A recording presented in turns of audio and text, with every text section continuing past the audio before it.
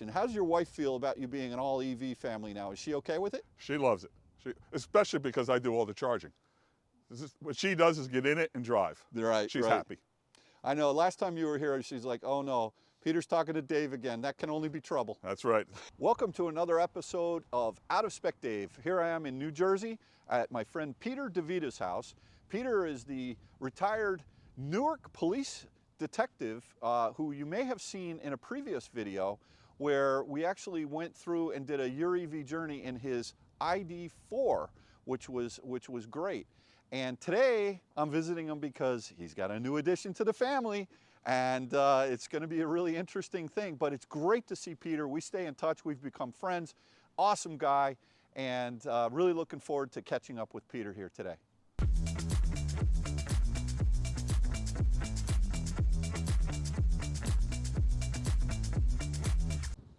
Peter, it's great to see you again. How have you been, sir? Very good. As Excellent. you can see, I added more to the family. Yeah, now what the heck is going on here? I thought you had a Corvette. I did. I had a beautiful Corvette, 2015. The car was so new and so immaculate. I sold it to Carvana. They picked it up, and the guy who was picking it up said, I have never picked up a car that looked as good as this one. He says, this should sell in no time. So I've looked online, and they're trying to sell a car that was $58,000 for $52,000. That's how nice the car is. So at this point, I decided I can't use the Corvette to drive to Florida. There's no way. So the long range that it is, I'm going to need something that I don't have to stop a million times. So as much as I love the ID4, when this went on back in January, when they started to offer this, Yeah. I said, if I buy this, there's a good chance I can drive to Florida. Oh, absolutely. So my wife was all in on it because she said she can't drive the Corvette anyway because she can't see out of the thing. So she said, well, I think it's a good idea. So we sold the Corvette. Between what I got for the Corvette, what I got from the federal government, and what I got from the state of New Jersey, the car cost me $0. All right, let me hear the details. Do you remember the numbers? Because I remember you told me, and you said, Dave, what do you think? And I was like, what do I think? I said, sign the papers. Sign the papers. Like, go do this. So wait, you were the original owner of the Vet. Tell me about that car, because that was a cool car. I remember you had it in the garage over there. Yeah, I had it from brand new. It's a 2015. It had 11,240 miles on it, which for 8 years is a little over 1,000 miles a year. Couldn't drive it in the winter. It made really no sense to keep holding on to it at this point, because when this was offered, when this deal came out, I said, wait a minute, if I buy the car, they've lowered the price, $13,000, plus I'm going to get $7,500 from the feds. I'm going to get $2,000 from New Jersey, and if I can sell the Vet at a decent price, there's a good chance the car is not going to cost much. Well, I called 3 different services.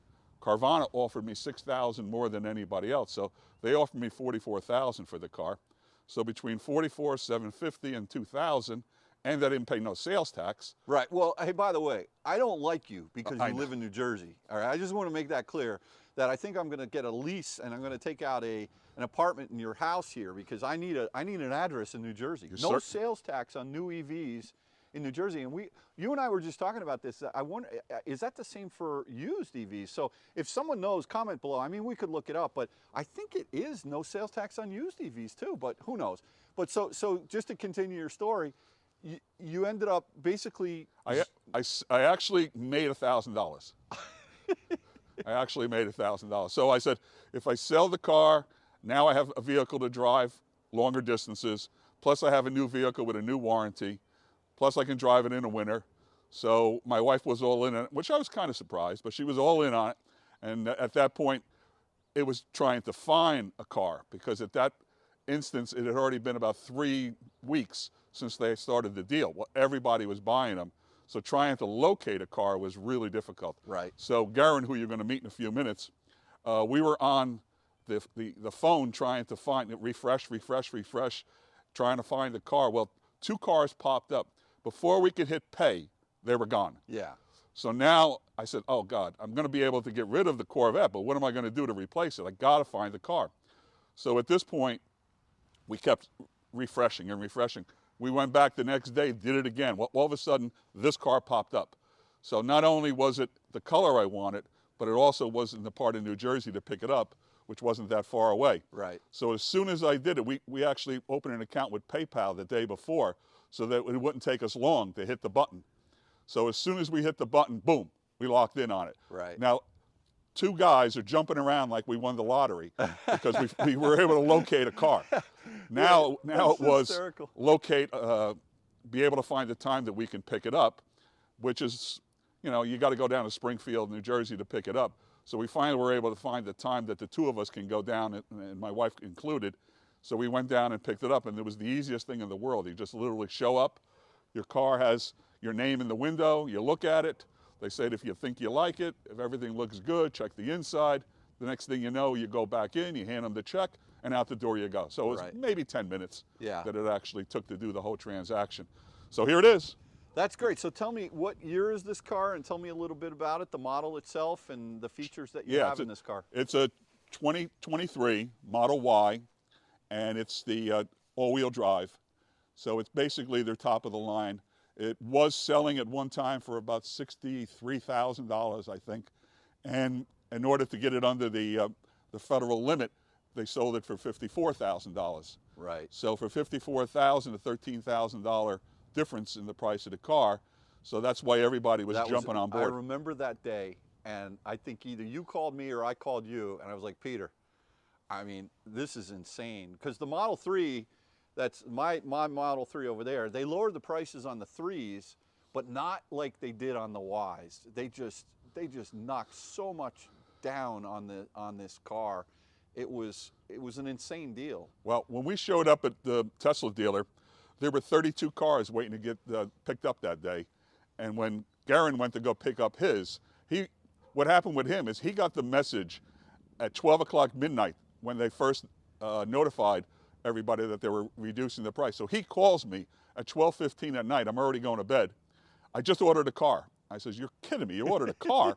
It's 12:15 and he said, I ordered a car. Yeah. I said, well, what are you going to do with your ID4? He says, I'm just selling it. He says, I'll do something, but I got to get this car because it's too good a deal to pass up. Right.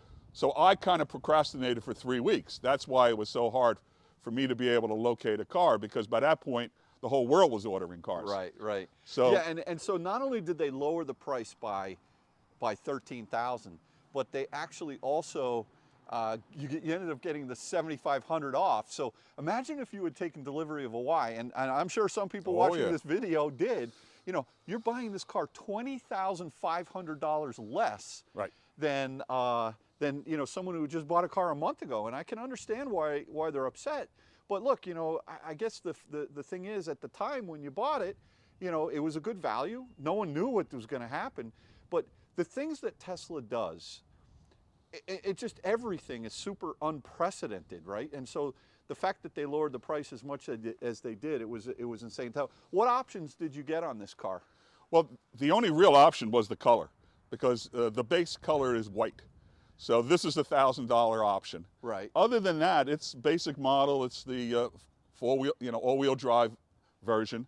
The inside, I would have liked to have white seats, but there was no way I was going to locate a car with white seats. But other than that, it's the basic model. Yeah. Okay. Basic model. Very good. And have you been to a Tesla supercharger yet and charged it? No, because I have the level 2 in my house. Take me in your garage. Show me the level 2, because I remember the last time I was here, you were only charging your car on 110, which worked for your lifestyle. But now that you've got two EVs, and by the way, they look beautiful. You know, Peter is actually a big golfer. As a matter of fact, aren't you the golf coach at the local high school? Yes, yes. So, and look at his license plate holder. I love that. It's just perfect. You know, it's a really cool thing. So tell me about this charger situation. So when I had the ID4 charging, it was right here on this side, and I would just run just a regular extension cord underneath the vehicle, plug in the charger that went with it, but you were only charging it at 3 miles an hour. So at that point, I would always have to kind of figure out, when am I going to drive it, put it overnight, 72 I would figure in 24 hours. So, I mean, it worked because we're retired, so we don't have to drive all the time. Plus, I have a gas car. So if I really needed it, I could always drive something else. But that worked until this came along. Right, exactly. Because at this point, I needed to do something, because no charger comes with this car. So how did you make the decision to go with this Grizzly Charger? Well, what happened first is, believe it or not, I located this before I even bought any car, because we were looking around to see what kind of chargers maybe we should install in the house. So Garen, buying the ID4 at the same time I bought mine, he just put a level 2 charger in immediately because it was just convenient for him because he drives a lot. Right. So we bought a Grizzle. I located it. I saw Tom Malagna's Tom Malagny. Yeah, Malagny's video about this particular model, and I said, oh, you know, it's made in Canada. You can drive on, you can drive over it. Sounds like it's pretty sturdy. Yeah. So he bought his first, and I helped him install his. And then when it came time for me, I said, you know, this looks like the same model. They're still selling it. I think I'm going to order it. So I went on Amazon. Yeah. And it's actually cheaper to buy it on Amazon than to go through Grizzle. Oh, really? So yeah. what'd you pay for this thing? This was $399. $399. And the box, your circuit box, is where in the house? The circuit box is right over there. Okay. So I didn't have to run it very far. It's basically just up and over the garage door. Up and over the garage. And then what you did was you put in a NEMA 1450 plug, and then you bought the unit, is it Grizzle? Or Grizzle. Grizzly. Grizzle. Grizzle E. Grizzle E. That's how they pronounce it. Grizzle E. Grizzle's that stuff on the bottom of my steak. Yeah. You know? But so you put in the NEMA 1450. That way you could install this yourself. Right. Which is great. Now, and it also can come off. This Well, can that's pop right. off, and I could actually travel with so this. you could take that with you. And what's nice about that is if you go to any KOAA campground anywhere in the country, or any of these like motorhome or travel trailer Right. places, they all have the NEMA 1450s. Just plug it in. And what's great about that is often those places are out in the backwoods where there is no infrastructure for Right, EV right. charging. So that's a great thing, and I highly recommend, rather than buying the one that actually gets hardwired to the house, what you did was exactly right. And so now the cord you have here, this came with a 25-foot cord, but the way that you have it set up here on this sort of center wall. So basically, I only need this much. Yeah. So here's the ID4, Right. and here's the Tesla. Oh, my That's goodness. as far as I need to extend it. Yeah. Tesla comes with the adapter. So when I'm doing the Tesla, I just push this in. Right. Boom, into the Tesla. When I'm doing the ID4, I take this out. Right. And I just put it in the ID4.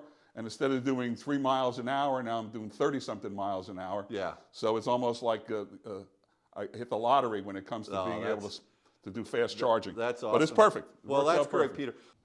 Okay, so Peter, we've got both your cars out here, looking beautiful, I must say. But I'd like to hear your thoughts about the ID4 versus the Model Y. We talked a little bit about it, but if maybe you just summarize your thoughts about both these cars. Sure, no problem. The first thing is when it comes to the ride, the smoothness, driving it local, even on the highway, I think hands down the ID4 is definitely an easier car to get adjusted to. My wife loves it when she's driving it. The seats are very comfortable. We have back supports. You know, we have the heated seats. It's great. The thing is, Does this have the massaging seats? It has the massaging seats. Oh yeah, okay. Which is Now we're really talking. great. The thing that we enjoy is it feels more like it's gliding along the road. It's because of my age, maybe I'm just used to that kind of drive. When I used to, drive bigger cars back when. But when I'm in the Model Y, that's like a sporty car. When I sold my Corvette and I went into this, I still feel like I'm still driving a Corvette. It's faster. As a matter of fact, it's as fast, if not faster, than a Corvette. This will go, I think, 0 to 60 in probably 4 seconds. But as far as the ride, locally, it's a little bit harsher. But definitely when I'm thinking of going to Florida, which we'd like to do possibly next year for a month, that's definitely the car I'm going to take. The range anxiety is so much less than what I have in this vehicle. So is that because of the vehicle or the charging network? The charge, well, both. It charges to a greater extent than what the ID4 does. I get about, in the winter, about 180 mile range, maybe 190 miles.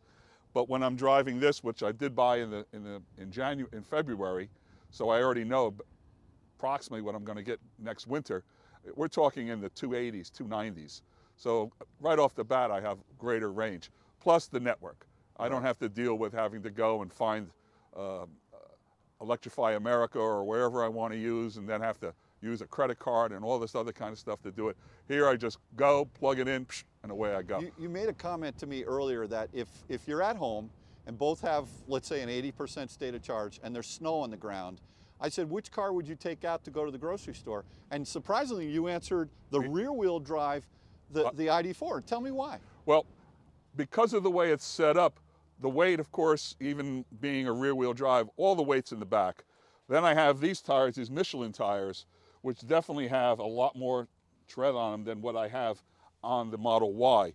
So I actually drove this in the snow when we had a little bit of snow out here this year. We haven't had a lot. But this thing, just the tracks alone that it left in my driveway told you how much grip you actually had. So this is the vehicle I would take if I was going in snow. And these tires you can see are nowhere near as aggressive in terms of the tread pattern as these Michelins. Now, are these the tires that this car came with? No. Okay. No, I swapped out when my buddy was trading in his car. I said, well, he had just bought these tires. They had maybe about 500 miles on it. So I said, listen, let's just swap out the tires. We'll give the tires for my vehicle, which had about 11,000 miles on it, and we put them on here. They're same rim, same everything. So we just switched tires. Yeah. I got brand new tires, and they were happy with the tires they got. And I was listen, happy. I think that makes a ton of sense. You got the 911 effect going on with the rear motor over the rear axle, and plus you got aggressive tires. I mean, those are downright almost snow tires.